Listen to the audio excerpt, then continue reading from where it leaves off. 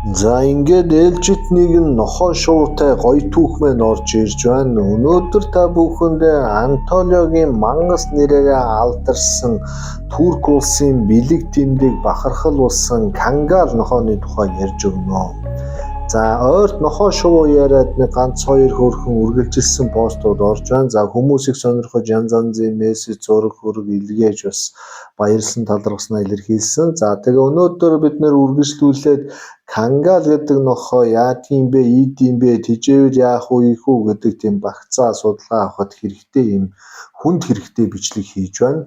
За Кангал нохоогоо ярихаас өмнө ерөнхийдөө үүх түүх углуур гарна юмыг одоо гүжиж ярина. За Турк гэдэг улс анх байгуулагдсан цагаас бүр тэрнээс өмнө хэдэн мянган жилийн өмнө одоо Төв Азийн нутаг дэвсгэр дээрээс Түрэг Монгол гаралтай одоо нүүдэлчин аймагуд өнөөдрийн Турк буюу Анталиагийн нутаг дэвсгэрлэг хүч түрэн орж ирж суурьсан.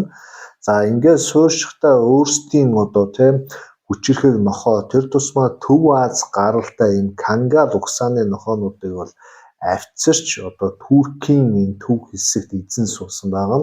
За Кангал гэдэг нохойг өнөөдөр одоо судалдаг, барьдаг судлаач тэр тусмаа Туркийн Кангал нохооны холбоо дээрээс нь дэлхийн нохой судлалын холбоонууд албан ёсоор бүртгэж яваа нэр усыг бэхжүүлээд генетик талаас нь судлаад яхаарахгүй нохой төв одоо Төв Аз Монголын тал нутагаас одоо ирсэн байна гэдэг тийм одоо мэдээлэлд бол итгэлтэй болцгоосон. Ягаад тэгэхээр ойр тойрны улсуудын нохооны генетик болон бие хаа физиологи дээрээс нь одоо ам чарга барилыг ингээ харьцуулаад үзэхээр хамаагүй хавь илүү одоо шалгарсан удмын тэр цэцмаа холоос ирсэн нохой гэдэг нь бол одоо мэдэгдсэн байгаа. За Туркийн төв нутагт одоо тийм Анкарагаас зүүн тийшээгээ одоо та бид нар сайн мэдэх бах Сивас гэдэг хот байгаа. Сивас гэдэг хотод жижигхэн Кангал гэдэг тосгон байдаг. За энэ Кангал гэдэг тосгоныг одоо яг энэ нохооны нэрээр нэрлсэн үү? Эсвэл энэ нохоонд зориулж одоо энэ тосгоныг нэрлсэн үү гэдэг юм ингээд нэр нь үл ойлгогдох тийм яриа хөрөг гараад байдаг. Тэгээ Кангал гэдэг нэрийг одоо углуургаар нь судлаад үзэхээр яхааргүй эртний Түрэг Монгол гаралтай үг байдаг. Тэгээд туркууд өөрсдөө Кангал гэдэг нохоогоо гэр бүлийн гишүүн гэж үздэг. Манай нохоо манай тэгжээдэг тийм миний одоо угаацыг идээд байж идэг манай ч гэсэн баягаар хандахгүй ерөөсөө л гэрийн одоо хамгийн хайртай гишүүн одоо тэгж явдаг. Ерөнхийдөө Туркийн ард түмэн нохой шувуу мууранд аягүй хайртай хаа тарлцсан газараас карманоос нохооны хуурай хоол 9 шид юм гаргаж ирээд нохой хулж голж байгаа хамгийн том буян үлдэж байна гэж үүдэг. Зарим нь болохоор магадгүй хүн үхээд тэрний дараагийн төрөлд нохой байдаг ч гэдэм үү тиймэрхүү юм ярьдаг учраас нохойтой бол ерөнхийдөө маш нөхөрсөг ээлтэй дотн ханддаг байгаа. Тэгэхээр манай монголчууд бас нохойг манаач угац иддэг одоо хоолны сав гэж харахаасаа илүү аюулгүй гоё тийм соёлтой, зөв, ёс зүйтэй, хүнлэг, энэрэнгүй тижээж одоо сурмаар байгаа. Бид нэр одоо энэ хашаа хороонд нохой хорж одоо тижээдэг арга барилд одоо ороод ойролцоо хайшин юм байна. 21 оноос хойш гэж бодоход за нэг 100 жил одоо нохой тижээх гэж хөгөө чирж байгаа ард түмэн. Гэтэл эртний одоо нохоос судлаад нохой тижээж исэн арга барил энтрийг харахаар бүхэл бүтэн бүр философи байгаа. Ерөөсөө философи. Би ингээд нохооны тухай түүх янз янзын гадаад тодыг сургуульчийг ингээд эргүүлээд байхад нохой бол тэр чигээрээ судлагдах юм зүйл байгаа байхгүй юу? За ингээд Кангал нохойроо ингээд орой. Кангал нохой гэдэг нь яагаад Туркийн ард түмэн тэр цэцмаа төв нутгийн ард түмэнд илүү одоо илүү ойртож наалдсан бэ гэдэг ингээд үзэхээр угаасаа тухайн бүс нутагт нь хонин сүрэг их байдаг. Туркийн асар их хэмжээний одоо хоньны нөөц одоо боломжууд бол тэнд л одоо янз янзын зэрлэг аратан баавгай одоо янз янзын зэрлэг нохой чом энэ элбэг байдаг. Тэд нэр одоо энэ хонь буюу одоо энэ хонь ямаа бусад амьтдыг барьж иддэг учраас тухайн нутгийн ард түмэн Кангал нохойг өөрсдийн одоо ахуйн хэрэгцээнд зориулж сонгож үржүүлж одоо сургаж өнөөдрийг хүртэл явсан байна. За 1950-аад он хүртэл бол Туркийн энэ тосгонд ийм хэмжээний дайчин чадвартай өндөр ашиг шимтэй нохой байна гэдгийг бол хүмүүс бол сайн мэдв. Хүн болгон жалууд нэг одоо стрит микс ч гэдэг юм уу янз янзын нохоонуудад хижээгээд байж идэг байтал Английн болон Америкийн эрдэмтдийн судалгааны баг Туркид явж явах үедээ яг тэр Кангал гэдэг тосгонд очоод Кангал гэдэг нохоонотой танилцсан байгаа. За үнэхээр Кангал гэдэг нохойг тухайн үед юу гэж хэлж ирсэн бэ гэхээр үнэхээр эрэмгий зоригтой дэлхийн хамгийн том биетэй хамгийн чадaltaй энэ нохой байна гэдгийг бол тухайн үед Америк англичууд тогтоогоод тэр доор нь одоо эзэнтэй 8 панц хийгээд Англи руу Америк руу бас судлагдахунд зориулж бас 2-3 нохойг экспорторол аваад явсан. Одоо Кангал гэдэг нохойгоо та бүхэнд ерөнхийд нь жоохон нүдэнд харагдахаар тайлбарлаад өгье. За төв болон дундад Аз Турк даяар одоо тийм Алтай уулсаас ингээд салбарлаж одоо Турк хүртэл Анталия тийм Арарат уул хүртэл явж байгаа энэ өргөн уудам нутаг дэсгэр дээр Кангал болон дундад маягийн иймэрхүү өндөр сервэтий хүчрхэг нохоонууд бол их хэлбэг тархсан байгаа. За тэр дотроо Туркийн Кангал бол бусад нохооноос илүү догшин авиртай ихтэй эзэндээ өмнө ч эзэн малаа маш сайн малдгаараа бусад нохоонуудаас шалгарсан. За Кыргызстан болон одоо тэ Казахстан, Оросд одоо тийм кангалархууд дундад маягийн нохоонууд бол их бий. Энийг одоо ингээд судлаад үзээд явахаар генетик талаас нь бол Кангал эдгээр нохоонуудтай бол ойрхон гэдэг нь бол ойлгомжтой болсон байгаа. За малчин хүмүүс Кангал нохойг Кангал нохооныхоо бие бүтцийг ярьж нэрээ. За Кангал нохой бол нэг ойролцоогоор нэг 50-аас 65 кг жинтэй. Ерөнхийдөө том одоо тий оврын том жингийн нохоонд ордог. За өндөр сервэнийхэн өндөр гэхэд нэг 60-аас 80 см өндөртэй ийм айхтар лакс одоо тий гавлын ясны бүтцэн ийм одоо гурвалжиндуу дөрвөлжиндүү ийм одоо хурц өнцөгтэй ийм нохоонууд байдаг. За толгой хэсгээрээ хар цээж болон сав руу дээрээс нь одоо сүүлний хөвз хэсгэрээ хөвчлэн цагаан ийм одоо оролттой байдаг. Тэгээд Кангал гэдэг нохой бол ерөнхийдөө гөлөг байхаасаа бусад нохоонуудаас хамаагүй бие чадвар одоо сэтгэн бодох бүх зүйлээрээ бол тэргүүлээд гараад ирдэг. Энгийн нэг гөлөг одоо ингээ баазгана байж байхад Кангалын гөлгөнүүд аль хэдийн одоо тий наануу цаануу зодонуудтай орчих хэмжээний бас айхтар болчихсон. Тийм өсөлт бол хурдтай нохоод бол ордог. Тэгээ хоолундыг бол сайн идэн, сайн шингэн. За ийм учраас Кангал гэдэг нохоо бол үнэхээр нүүдэлчин тэр тусмаа хончин айлын одоо хамгийн гол анд нөхөр байгаа. За Кангал гэдэг нэрийг ерэн судалнаа. Кангал гэдэг нэрийг судлахаар яхарахгүй одоо тийм Кан гэдэг үг бол яаж яхарахгүй одоо эртний монгол хэлээр бол цус гэсэн үг. За Туркууд өөрсдийнхөө Кангал гэдэг нохойгоо яг цусан ахан дүүс гэдэг нэрээр бас ойрлуулж бас тэгж хэлсэн байж магадгүй. Яг гал гэдэг үгийг бол орчуулж болоод мэдэхгүй. Гэхдээ ямар ч байсан ер нь Түрэг Монгол гаралтай хүмүүс эртний дээр жишээлбэл одоо Туркууд бол ингэж ярьж байгаа. Цус нэгтэй ах дүү буюу цусны тангар өргсөн андыг Канки Аркадаш гэдэг. Тэгэхээр иймэрхүү одоо өөртөө маш дотн байдаг хүмүүсээ цус нэгтэй гэр бүл шиг үзэж ингэж нэрлэж ийсэн Туркийн бас ёс заншил байгаа. Тэгээ хонч нохойг ерөнхийдөө яагаад ингэж дэлхийд дахинд гаргаж ирсэн бэ гэхээр энэ нохооны тэр цаг уурын нөхцөл байдал, төсвөртэй байдал, эр зоригтой байдал мөн тэ хүүхдэд болон бусдад ээлтэй байгаа тэр байдлаар нь бол ерөнхийдөө үнэлж олон янз янзын тулаануудад оруулсны эцэст иймэрхүү өндөр чадвартай нохой юм байна гэдгийг бол ойлгосон байна. Яг нь маш аюултай дэлхийн одоо тий 10 нохооны тоонд бол Кангалыг бол оруулна. Яагаад тэгэхээр ерөнхийдөө энэ нохоо маш мэдрэмтгий, дээрээс нь одоо маш одоо тийм жижиг сажиг чимээ ямарваа нэгэн зүйлд одоо маш сорго гэдэг. Одоо өнгөрөөх ч юм уу тий уучлах ч тийм ойлголт байхгүй. Ямар нэгэн зүйл буруу байгааг мэдрэх ямар нэгэн чимээ анир авах юм бол хашаа хороогоо тойроод эсвэл одоо тий сүргээ манаад ингээд тойроод асар болгоомжтой соносоо юмтан байдаг. Тэгээ яг тухайн үедээ таараа сэтгэл хөдлөлөө бол маш огцом илэрхийлэх чадвартай. Тулаан одоо жишээлбэл бар нохоо баавгатай туллаа гэхэд эргэж буцахгүй. Тийм учраас одоо Кангал нохойг тухайн бүс нутагтаа байгаа аюулын зэргийг үнэлж 1 уу 3 уу 5 уу 6 уу гэх мэтээр ингээд сөөлжилж тоогоор нь сүргэлүүлж бол тэгж хийдэг. Жишээлбэл одоо Кангалын ойролцоо жижиг тосгонуудад яадаг гэхээр одоо 4-5 хончин айлууд байлаа гэхэд одоо 4-5 одоо кангал нохой байлаа гэхэд нэг айл одоо тийм 2 3 нөгөө айл нь 3 4 гэх мэтээр ингээ явахад орой болоход тухайн 4 одоо хонтой айлын кангалууд ойролцоогоор нэг 15 20 кангал шөнийн цагаар тосгоноо бөөндөө нэгдэж эргүүл харуул хамгаалалтаа хийдэг.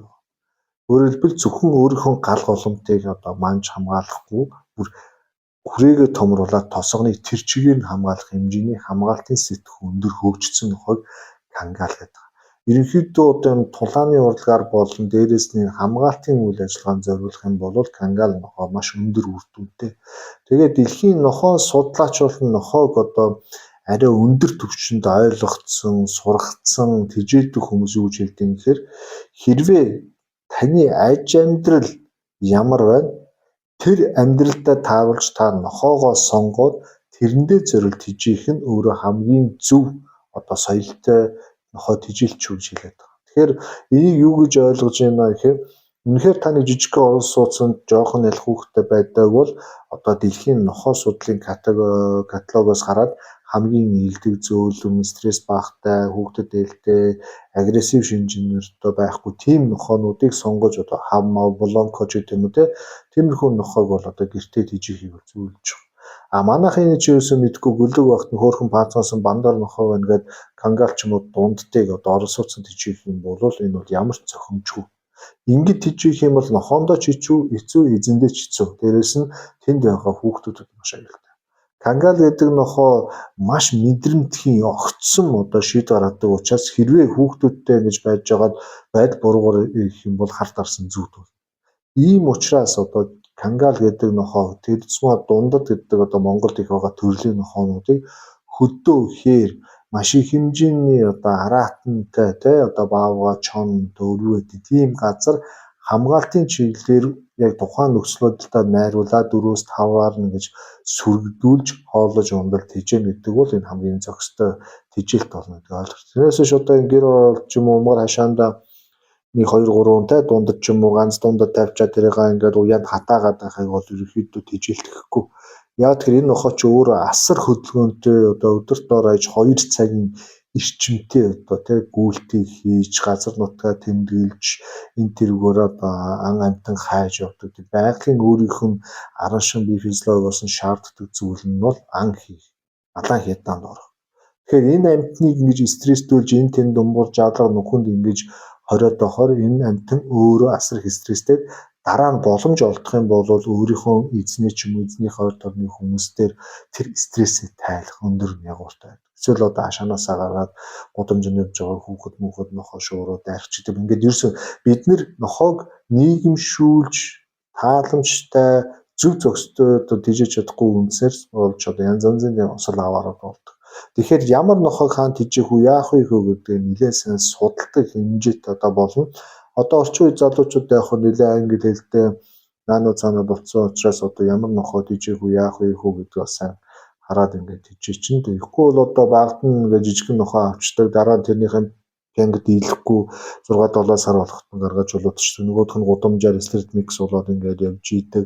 Тэгээ нэг өдөр тэр стрит микс болсон нохойных нь үр удам те өөрийнх нь үр удам ч юм уу өөрлөн ч юм уу довтлох тийм эрсдэлтэй нөхцөлийг бол бий болгоод байгаа. Тэгээд кангал гэдэг нохой Туркийн ард түмний бахаргал болохоос гадна төрийн одоо хамгаалтанд орж байгаа. За кангалын 98 онд Туркийн засгийн газраас ерөнхийдөө экспортлохыг бол хориглоё. Энэ кангалыг одоо яг Турк дотор ингээ гоё зөв зохистой одоо тий бичиг харимттай хоолой дундлага эмчилгээ үйлчилгээтэй сайхан цогцоолно гоё ингэж бэлдээгээд сургаж байгаа. Гэхдээ яг хуу Туркийн аяг зүйлсийн одоо яамаас нь зөвшөөрөл аваад ганц нэг тооны яг цэвэр кангалыг одоо гадаад руу экспортлох тийм боломжууд бол байгаа. За кангалууд ч ерөнхийдөө янз янзын бичлэг харж исэн. Кангалыг үржүүлдэг ферм янз янзын зүйлүүд байгаа. Тэн дээр бол ерөнхийдөө мундаг айхтар том нохойнууд бол байсан. Тэгээ кангалын нэг онцлог шин тэмдгийн түрүүн би хэлээд явчихсан. Цээжээрээ цагаан, сарвон цагаан, дээрээс нь сүүлнийхээ үзүүр цагаан байдаг гэж. Дээрээс нь толгоон жоохон хар хүрэн бор хар байж болно. Гөлөг багтаа ерөнхийдөө жоохон хар толгойтой гардаг. Хар толгойтой гэснээс энэ чи юу байдаг юм аа? Кангалын ерөнхий өнгө зүсийг ингээд та бүхэнд ярих юм бол элсэрхүү буюу дастар одоо юм даст өнгөтэй дээрээс нь шаргал бор байж болж байна. За цагаан өнгөтэй кангал байгаа. Ерөнхийдөө яг ийм л өнгөөр яг голцолж явж байгаа кангал гэдэг нөхөө. Тэгээд үн өртгийн хувьд бол өнөөдрийн зах зээлийн ханшаар бол жоохон муу сургасан эсвэл тиймэрхүү кангалууд ойролцоо оны 1000-аас 1500 еврогоос бол эхэлж тийшээ явж байгаа. За тэгээ өндөр сорт болоод удам сайтай болоод арчилгаа мэрэгжлийн түвшинд хижээсэн кангалууд бол тэгээд бараг 50-60 мянган евро болоод явждаг. Кангалыг сонирхдаг хүмүүс бол их байна. Тэр тусмаа одоо Азийн орнууд, Америкууд, Канадууд кангалыг бол их импортлж авч ирсэн. Тэрний учиртай гэхээр одоо хөдөө хээ тэр ч мөн Австралид хүртэл авч ирсэн гэж байгаа. Австрал нэг хонь хариулах гад зэрлэг нохоо динго ч юм уу янз бүрийн амьтдаас одоо сүргийг хамгаалуулахын тулд энэ кангалыг хөрц авч одоо их мөнгө төлж байгаа ажиж хуржуулж ирсэн гэх холбоо байдаг. Тэгээ кангал гэдэг нохоо бол үнэхээр өөрөө анчин нохоо, дээрээс нь хамгаалагч нохоо. Яадаг вэ гэхээр одоо хонин сүрэг болоо гэхэд хонин сүрэгтэй хар багаас нь цуг ингээд хижээ чинь хамтдаа ундна, хамтдаа эдэн, хамтдаа орж гарна.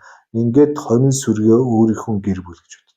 Яг ингээд ойлгоцсон кангал одоо хүн хөвгтлээ тухайн сүргийнхээ төлөө амиач одоо тэр зориулгын чадвартай тэгж одоо тулаануудад бол ордог. За чонтоо бол ерөнхийдөө үзэхэд ерөнхийдөө нэлийн илүү их хийж бярлахаж зодож нүдэж одоо чоныг алддаг ийм амир амтан байгаа. Тэг мэдээж чон маш олуулаа уучраас заримдаа кангалыг бол унгаан. Тийм учраас Туркийн одоо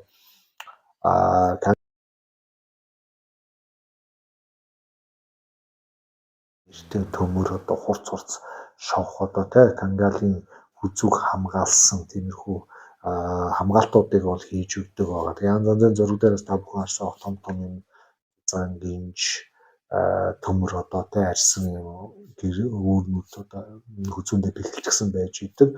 За тэгээ кангал нохоо бол яг хуу хонь хураг бас бус юм хамгаалахаас нь гадна эзэндээ маш үнэнч эзнийхээ юу хийх гээд байгааг ойлгодог.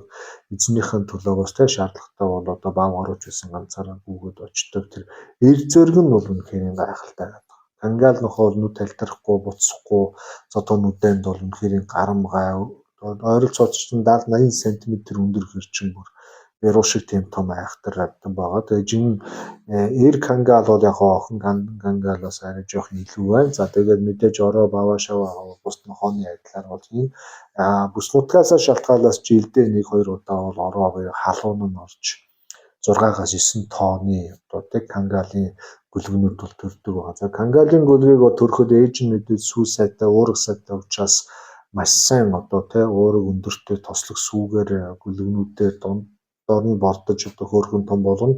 Тэгээ сартай кангалын гөлөг, 2 сартай кангалын гөлөг гэдэг бол бараг л 4-5 сартай нохоо шиг аль хэдийн хэмжээний болчихсон, барь чадaltaй болчихсон, шамсан, зангирчсан.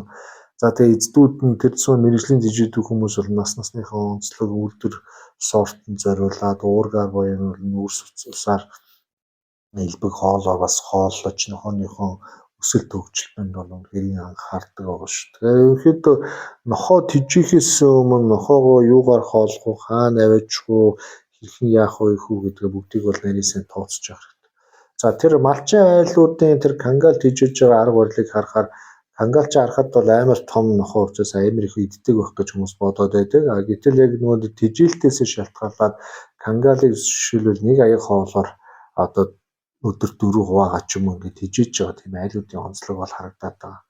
Тэглээгээд одоо кангал айгуу торж царай алдсан байхгүй. Яг л ингээд дооцоо нь болоод тижигээ сурчих юм бол кангал гэдэг нохоо бас тэгж амар иддэг юм байна. Бид нар ч нөгөө том нохоо нөгөө дог бог шиг амар иддэм болоо гэсэн чинь бас тийм биш. Яг өөрийнх нь эзний гаргалгаанаас овёс буудаа янз янзын зүйлээр бас баяжуулаад нохоогоос гоё тижиж тийм дүр зохиол харагдаж байна.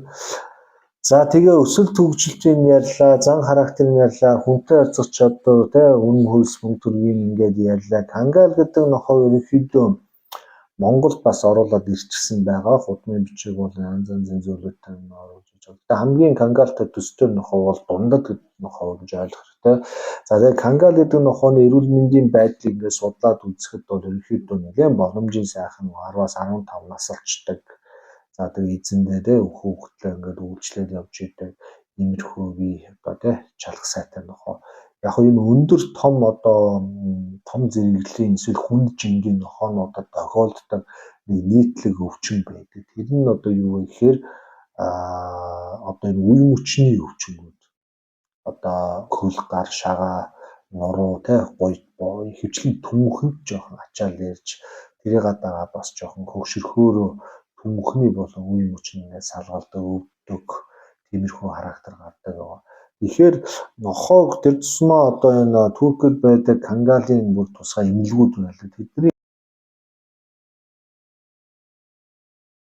жигээд тэмдэн таарсан хоол ундын нөгөхөөс гадна эрүүл мэндэд учирч байгаа ямар нэг зүйлийг тэмдэглэж тэрийг сайн хардаг хэрэгтэй гэж. Өөрөөр хэлбэл за манай нохооно хэдэн жилийн дараа тийм юмор өвдөж магадгүй гэсэн тийм багцаа судалгаатай болох хэрэгтэй.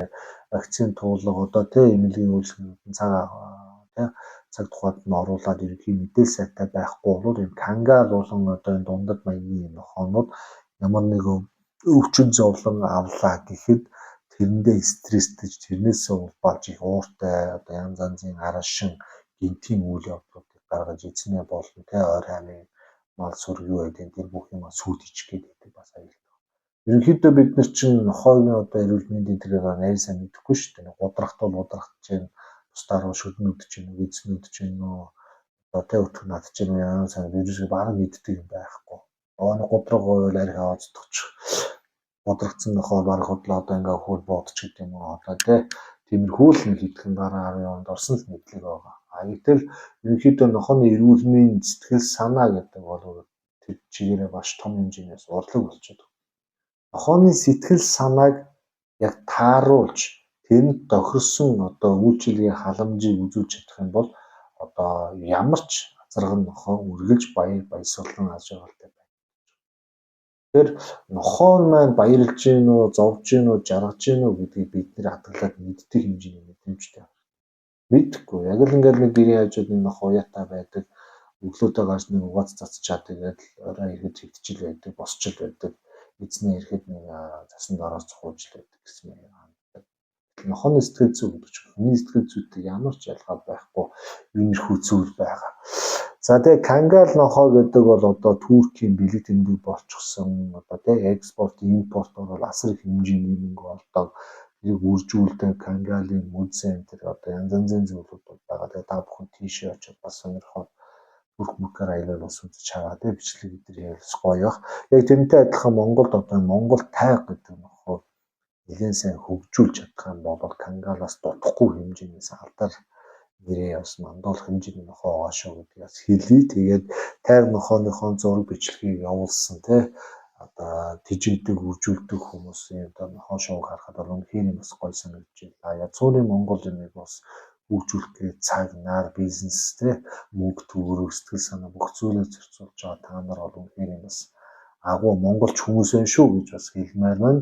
За тэг өнөөдрийн хувьд бол кангал гэдэг нохооны тухай нэг хөрхөн юм жижигхэн зүйлийг оруулаад зарим зүйлүүд нь тань мэддэг зүйл байгаа, зарим нь бол мэдэхгүй бас нэрээ тийм байна гэсэн тийм гоё бодол санаа орсон бол өнөөдөр миний хийсэн бичлэгийн гол үр дүн бол энэ байлаа. Тэгээд би бол нохоонд шууд болж тижээдэггүй тэгээд юм тижээхгүй байх. Тэгэхээр нохооны талаар бүр нэвтэрсэн амар мэдээ энэ бол байхгүй. Яг нь нохоог нэг иймэрхүү багцаатай тижээний гэсэн бодлоо бас нэг юм байгаа учраас иймэрхүү юм хийлээ. Тэгээд дараагийн удаа ямар нохоог ярил та бүхэн таалагдах вэ гэдгийг одоо та бүхэн доор коммент бичээрэй. Тэгээ коммент болгоны би бас алгасгүй хараад уншиж байгаа учраас тэгээд тийм нэр нөгөө цайны мөнгө өгсөн хүмүүст бол асар их баярлсан. Сая нөгөө тайг нохооны тухай тэрний өмнө янз янзын юмуд ороход бас хүмүүс цайны мөнгөийг хэмжээгээр шилжүүлсэн. Үнэхээр тэрийг аваад баярлсан. Тэгээд бүх цай